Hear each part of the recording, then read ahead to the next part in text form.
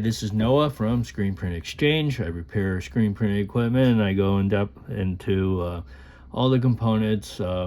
So today we have a HMI from Mitsubishi. It's an FX10DU-E. This came out of a Newark or M&R 3041 exposure unit. These are used on their screen printing presses too, like a Saturn or a like a t-shirt press automatic. So anyhow, things that go wrong on this HMI, the LCD screen can be replaced. This membrane switch is, I truly dislike membrane switches. These can wear out, or the bubbles break, or just the contacts short out. So that can be replaced. This is just a decal with the connector. You can buy this component and this component on eBay, you know, but it'll ship from overseas, obviously, and it won't be OEM, I don't believe. So, and I believe the membrane switch control panel buttons are these two, so you have to be very careful not to rip these. Well, we get new ones anyhow, I believe. So that, and then you got to peel off the decal and place the new one in there. So that's replaceable.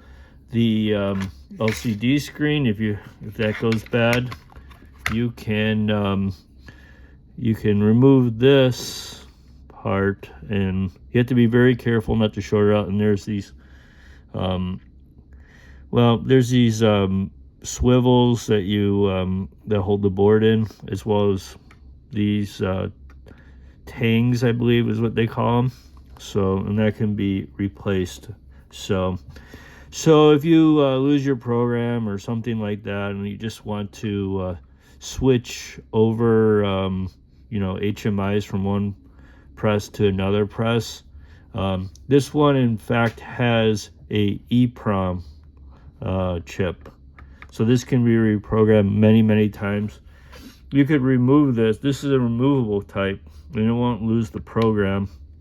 And you have to be very careful not to break a leg off or bend it. And you can hot swap it into the other one. Okay, so that's probably what I'm going to do later on another machine for a customer. Is pull this one out and put in the other one. It has the program in it, and you know, that's really nice. And this doesn't have a battery like a PLC, but there are HMIs with batteries, and you got to replace those as well. But this is like a solid state chip, so you don't need a battery. You can get chips like this for your PLC too, but then you have to get them programmed. So those are really cool things, you know. These are fixable if you have a problem. So, and this is the nicest part. If this is soldered in, that's a big problem. So, and then you have to send it to M&R to get reprogrammed. So that's the video. Please like and watch some more. And you know, I have a lot of videos. I will be doing a video soon on another HMI that does not have a replaceable you know, EEPROM. Okay, thank you. Bye.